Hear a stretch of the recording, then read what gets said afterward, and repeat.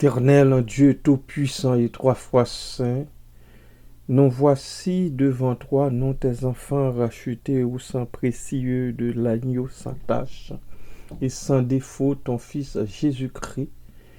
Nous nous présentons devant toi, ô Dieu, encore une fois à l'aube du jour, pour te remercier à cause de ta bienveillance, à cause de ta grande bonté, à cause de ton immuable amour, à cause de tes faveurs imméritées.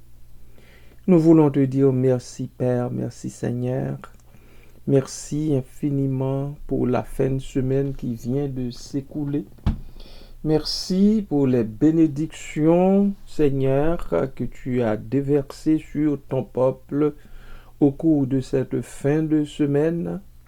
Merci, Papa, pour la semaine qui s'ouvre devant nous. Nous te la remettons, ô Dieu, et nous te remercions infiniment pour les plats qui sont déjà faits, pour la table qui est déjà dressée devant nos adversaires, Seigneur. La table que toi-même tu dresses à cause de ton amour pour que nos adversaires voient comment tu prends soin de tes enfants. Merci Seigneur. Merci Papa, merci Père. Merci pour nos proches dont tu t'occupes. Merci Père. Merci pour nos proches qui ont été frappés par la maladie et même par la mortalité d'un bien-aimé que tu relèves. Ils commencent à se relever, tu leur donnes la main toi-même, et ces endeuillés, Seigneur, commencent à reprendre force pour continuer dans la lutte de tous les jours. Merci Papa, merci Père. À toi, Jésus-Christ, au Saint-Esprit, soit honneur, gloire, puissance et majesté, au siècle des siècles. Amen. Vers toi, Seigneur, j'élève ma voix pour t'adorer, mon Sauveur, mon roi. Reçois, Seigneur,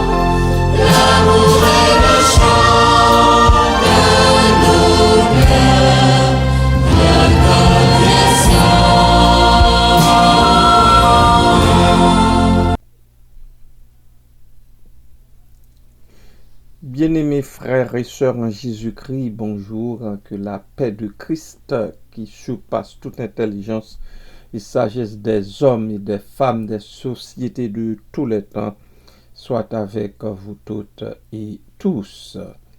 Je reviens avec Jean 3. Je vais vous lire aujourd'hui les versets 22 à 30. Les versets du verset 22 jusqu'au verset 30. Après cela, Jésus, accompagné de ses disciples, se rendit dans la terre de Judée. Et là, il demeurait avec eux et il baptisait. Le Seigneur savait baptiser aussi. Jean aussi baptisait Jean aussi baptisait à Hénon, près de Salim, parce qu'il y avait là beaucoup d'eau, et on y venait pour être baptisé. Car Jean n'avait pas encore été mis en prison. Or, il s'éleva de la part des disciples de Jean une dispute avec un juif touchant la purification. Ils vinrent trouver Jean et lui dirent, « Rabbi, celui qui était avec toi au-delà du Jourdain et à qui tu as rendu témoignage, voici, il baptise, et tous vont à lui. » Verset 27. Jean répondit, « Un homme ne peut recevoir que ce qui lui a été donné du ciel. Vous-même m'êtes témoin que j'ai dit, je ne suis pas le Christ, mais j'ai été envoyé devant lui. Celui à qui appartient l'épouse, c'est l'époux. Mais l'ami de l'époux qui se tient là et qui l'entend, éprouve une grande joie à cause de la voix de l'époux. Aussi, cette joie qui est la mienne, est parfaite. Il faut qu'il croisse et que je diminue. Amen. Amen. Quelle belle tournure de phrases comme Jean. L'apôtre Jean, bien entendu, a répondu à ses disciples qui trouvaient ça un petit peu anormal du fait que Jésus baptisait aussi. Le texte commence, le verset 22 de notre texte, lui. Après cela, Jésus, accompagné de ses disciples, se rendit dans la mer de Judée, et là, il demeurait avec eux et il baptisait.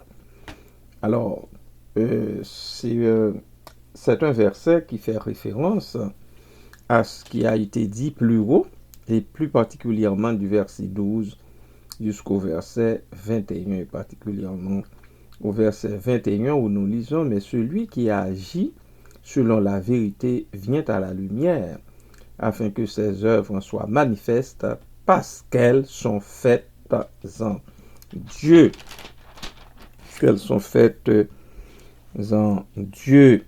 Jésus est comme un aimant. Ses enfants sont attirés à lui et accueillent favorablement sa révélation. Bien que la lumière dénonce leurs péchés, ils répondent par la repentance et par la foi. Ils agissent selon la vérité.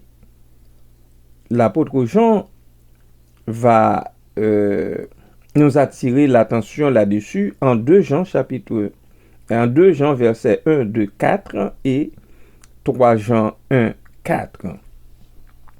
À cause de la régénération qui s'est opérée en eux, leur vie, la vie des enfants de Jésus-Christ, la vie des enfants de Dieu, leur vie est différente de la vie de ténèbres qu'ils menaient auparavant, car elle est basée sur la foi en Jésus-Christ et en sa parole. En outre, l'Esprit qui travaille dans leur vie leur donne une nouvelle puissance, de nouveaux objectifs et de nouveaux intérêts. Ainsi, l'apôtre se criera-t-il plus tard, en 2 Corinthiens 5, 17, si quelqu'un est en Christ, il est une nouvelle créature. Les choses anciennes sont passées et voici, toutes choses sont devenues nouvelles. Un texte qui a encore son retentissement en Éphésiens chapitre 2, verset 10. Au verset 22 à 24, pendant une courte période de temps, les ministères de Jean et de Jésus se chevauchèrent. Par conséquent, la terre de Judée devait être fort animée avec l'enseignement que donnaient ces deux grands prédicateurs de la repentance et du royaume de Dieu. Jean, qui prêchait la repentance, et Jésus qui prêchait la venue du royaume de Dieu. Jean et Jésus avaient tous les deux des disciples. De grandes foules les suivaient et tous deux baptisaient. Lorsque Jean écrit que Jésus baptisait, versets 22 et 26, il veut probablement dire qu'il supervisait les baptêmes faits par ses disciples. Suivant les versets 22 et 24, c'est que pendant une courte période de temps, les ministères de Jean et de Jésus se chevauchèrent. Par conséquent, la terre de Judée devait être fort animée avec l'enseignement que donnaient ces deux grands prédicateurs de la repentance et du royaume de Dieu. Jean qui prêchait la repentance et Jésus, lui, qui invitait les gens, qui parlaient aux gens du royaume de Dieu. Jean et Jésus avaient tous les deux des disciples. De grandes foules les suivaient et tous deux baptisaient. Lorsque Jean écrit que Jésus baptisait, versets 22-26, il veut probablement dire qu'il supervisait les baptêmes faits par ses disciples, selon le chapitre 4 et le verset 2. Et non, près de Salim, est inconnu aujourd'hui, mais il s'agissait probablement, et même très probablement, d'un site à mi-chemin entre la mer de Galilée et la mer Morte, soit à 7 ou 8 kilomètres à l'est de Sichem. Puisqu'il y avait deux groupes qui baptisaient, il y avait donc deux mouvements populaires de réforme. Jean n'avait pas, ici Jean c'est Jean-Baptiste, Jean n'avait pas encore été mis en prison. Il s'agit de Jean-Baptiste, Jean le baptiseur, entendons-nous, selon chapitre 3, verset 24. Cette affirmation montre comment le quatrième évangile complète les synoptiques, car elle suppose que les lecteurs étaient au courant de l'emprisonnement de Jean-Baptiste, soit parce qu'ils avaient lu les autres évangiles, plus particulièrement Matthieu chapitre 14, versets 1 à 12, Marc chapitre 6, versets 14 à 29, et Luc chapitre 3, verset 19, verset 20, pour les synoptiques, soit parce qu'ils connaissaient la tradition de l'Église. Au verset 25, les disciples zélés de Jean-Baptiste se sont trouvés dans une situation désavantageuse lors d'une dispute. Il y en a quand même, ils étaient habitués au baptiseur, à Jean le Baptiste. Alors, ils disputaient. Un juif demanda pourquoi il devrait se joindre au groupe de Jean. Il disputa ainsi que d'autres au sujet de la purification. Étant donné qu'il y avait déjà les libations esséniennes et les purifications pharisaïques, pourquoi les Juifs devraient-ils se soumettre à une autre forme de purification, c'est-à-dire au baptême de Jean le Baptiste? D'ailleurs, le groupe qui suivait Jésus était plus nombreux, suivant l'expression du verset 26. Le verset 26 qui nous dit, Jésus lui dit, je le suis, moi, non. Le verset 26 qui nous dit, il vint en trouver Jean et lui dire, Rabbi, celui qui était avec toi au-delà du Jourdain et à qui tu as rendu témoignage, voici, il baptise et tous vont à lui. Donc, il y avait là une grande foule, beaucoup de gens qui voulaient se faire plonger dans les eaux du baptême. Eh bien, ces personnes-là se rendaient auprès de Jésus, plutôt auprès de Jean, pour se faire plonger dans les eaux du baptême. Alors, ils se plaignaient, les disciples se plaignaient de ce que Jésus, à qui Jean avait rendu témoignage, avait maintenant capté l'attention du peuple entier. Ils avaient la nostalgie des jours passés où tous venaient écouter Jean-Baptiste, selon Marc chapitre 1er verset 5. Au verset 27, la grandeur de Jean est révélée dans sa réponse. Il dit, un homme ne peut recevoir que ce qui lui a été donné du ciel. Aïe, quelle belle réponse, quelle belle réflexion aussi. Quelle belle réflexion aussi, sans réfléchir, sans prendre le temps, à mon humble avis, de réfléchir sur la déposition des disciples. Jean-Baptiste a donné cette réponse à ses disciples dévoués, à ses disciples qui étaient tellement attachés à lui. Un homme ne peut recevoir que ce qui lui a été donné du ciel. Nous avons besoin au milieu de nous d'hommes à pouvoir parler ainsi quand il s'agit d'autres qui s'attachent à, contre ou bien pour. En effet, Dieu qui accorde cette bénédiction à celui qui exerce un ministère est souverain. Il est souverain. Il est le seul à pouvoir faire réellement ce qu'il veut, Dieu. Si le mouvement de Jésus connaissait un essor, c'était certainement la volonté de Dieu. Ce principe de la souveraineté de Dieu est mis en valeur dans l'évangile de Jean, chapitre 6, verset 65, chapitre 19, verset 11. De même qu'ailleurs dans le Nouveau Testament, par exemple en 1 Corinthiens chapitre 4, verset 7. Verset 28 maintenant, Jean rappela également à ses disciples qu'ils oubliaient une partie de son enseignement, car il avait clairement enseigné « Je ne suis pas le Messie qui a été promis, mais j'ai été envoyé devant lui par Dieu pour accomplir une œuvre,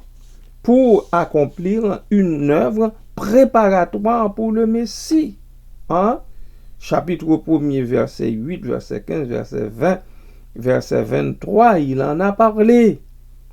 Ok?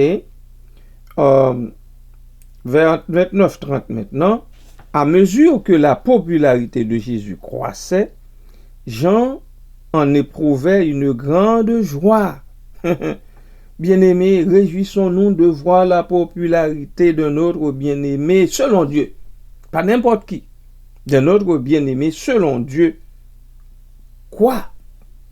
Il faut se réjouir de cela. Du fait que, je le répète encore, la popularité d'un serviteur, d'une servante selon Dieu, quoi? C'est important.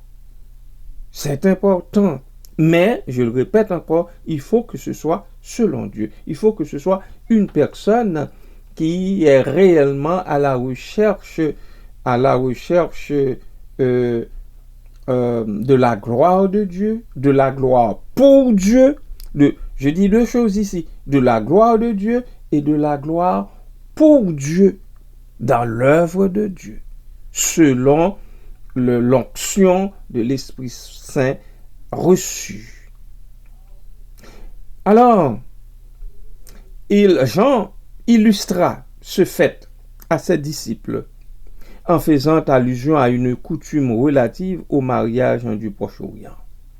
L'ami de l'époux, dit-il, n'était pas le principal participant au mariage. Il n'était qu'un assistant. L'ami de l'époux, alors, il attribue ce poste à lui-même en tant qu'ami de l'époux. Mais l'époux, c'est Christ. Il n'était qu'un assistant. mais l'assistant agissait au nom de l'époux, ce que Jean a fait. Voilà pourquoi il a dit, on est en Matthieu 3, je ne suis pas digne de délier les courroies de ses chaussures, je suis là pour préparer les chemins du Seigneur. Mais l'assistant agissait au nom de l'époux et s'occupait des arrangements préliminaires de la cérémonie. Sa joie se faisait sentir quand l'époux venait chercher son épouse. De même, l'œuvre de Jean-Baptiste servait de préparation à l'arrivée de Christ, l'époux. Jean ne baptisait qu'avec de l'eau, pas avec l'Esprit Saint, pas avec l'Esprit du tout. Par conséquent, il fallait que Jésus croisse et que Jean diminue. Non, je rappelle encore, Jean avait dit, moi je vous baptise d'eau, mais celui qui vient après moi est plus puissant que moi. Il vous baptisera du Saint-Esprit et de feu. On est en Matthieu chapitre 3, vers les versets 11-12, je ne me rappelle pas trop là. Vous voyez? Alors, lui, Jésus qui baptise du Saint-Esprit et de feu, c'est normal qu'il croisse. Et que lui, dont le ministère consiste à baptiser d'eau seulement, diminue. Cela n'était pas le simple fait du hasard ou d'un accident, c'était le plan divin. C'est pour cette raison que Jean acceptait volontiers et avec joie que la popularité de Jésus grandisse, tandis que la sienne diminue,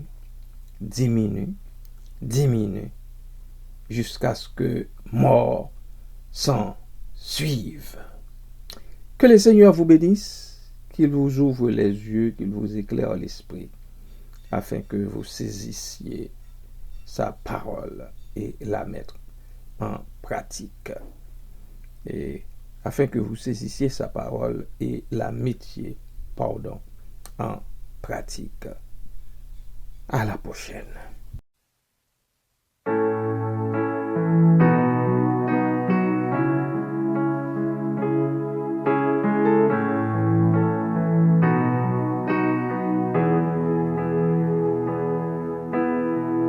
L'immensité de ta grandeur me montre que je ne suis rien. Mais quand tu façonnais la terre, j'étais déjà près de ton cœur. Tu m'aimais avant que je sois, et pour moi tu as tout donné. Toi seul pouvais me libérer. C'est pourquoi je veux t'adorer. Toi seul est digne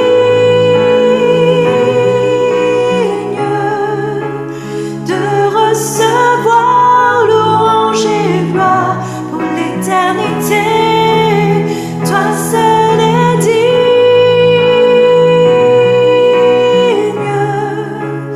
de recevoir louange et gloire pour l'éternité.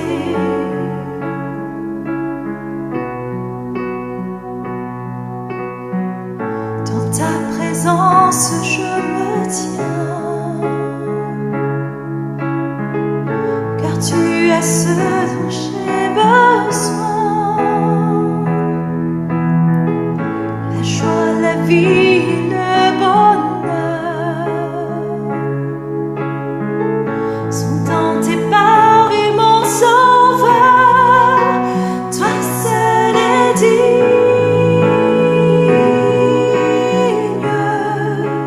de recevoir louange et gloire pour l'éternité.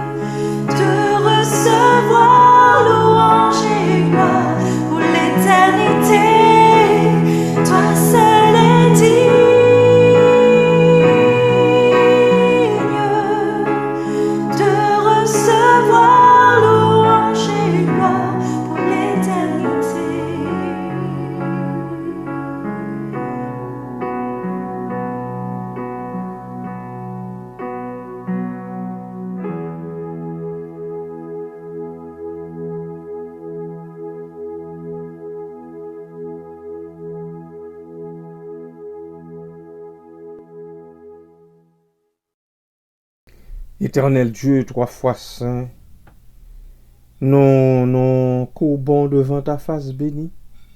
Seigneur, après avoir lu ce texte qui nous rappelle le début du ministère de ton Christ, Jésus, nous te remercions humblement, Père, parce que dans ton amour, tu as préparé ce texte pour nous qui vivons aujourd'hui. Merci, Père. Merci pour le témoignage de Jean le Baptiste à l'endroit de Jésus et à son endroit à lui aussi, puisqu'il a compris que c'est normal qu'en tant qu'époux, que sa popularité croisse et que la sienne diminue en tant qu'ami de l'époux, en tant que celui-là qui n'est qu'un assistant. Papa, fait que nous comprenions que nous sommes tous des assistants, rien que des assistants. Seigneur, trop de gens s'affublent de titres trop ronflants ces derniers temps. Trop de gens se servent de la Sainte Bible, de ta parole, pour bâtir leur renommée, leur popularité, Seigneur, en même temps qu'ils travaillent au détriment de la tienne, de ta popularité à toi. Papa, ouvre leurs yeux. Papa, ouvre leur bouche. Papa, donne-leur de parler pour toi. Donne-leur de donner un enseignement selon les Saintes Écritures, un enseignement à la hauteur, Seigneur, de l'œuvre de la croix, de l'œuvre de Jésus-Christ. Papa, aide-les en ce sens-là. Aide-les, oh Dieu, à comprendre qu'ils sont là pour disparaître, tandis que le Christ, Jésus, est là pour rayonner, rayonner, rayonner, rayonner encore, chaque jour un peu plus. C'est ce à quoi tu nous appelles, c'est ce à quoi aussi nous devons travailler tous. Merci Père, merci Papa. Père, je te présente la semaine de travail, la semaine de boulot, de tâches qui s'étend devant tes serviteurs et servantes. Ceux-là et celles-là qui militent dans les milieux hospitaliers, Seigneur, ceux-là qui militent ailleurs, Seigneur, je les remets entre tes mains, je te prie pour eux. Pose ta bonne main sur eux, donne-leur de la force dont ils ont besoin, ô Dieu, pour faire face aux méandres qui les attendent dans leur quart de travail, dans leur milieu de travail, dans les tâches qu'ils ont à accomplir. Fais leur miséricorde, ô Dieu. Pose ta bonne main sur chacun d'eux, ô Dieu, que, Papa, leur système immunitaire soit prêt pour faire face aux difficultés qui l'attendent. Merci Père, merci Papa, merci Seigneur, merci Jésus, merci Papa. Soit avec les jeunes, il y en a qui sont en période, en semaine de relâche. Dans le cas d'autres, ça va être dans une semaine. Prépare d'une façon ou d'une autre, oh Dieu, ces jours de congé pour eux. Aide-les en même temps, préserve-les de tout mal, de toute embûche, qu'ils puissent faire le plein avant de retourner pour terminer l'année scolaire. Merci Papa, merci Père. À toi toute la gloire, à Jésus-Christ, au Saint-Esprit, au siècle des siècles. Amen. Amen.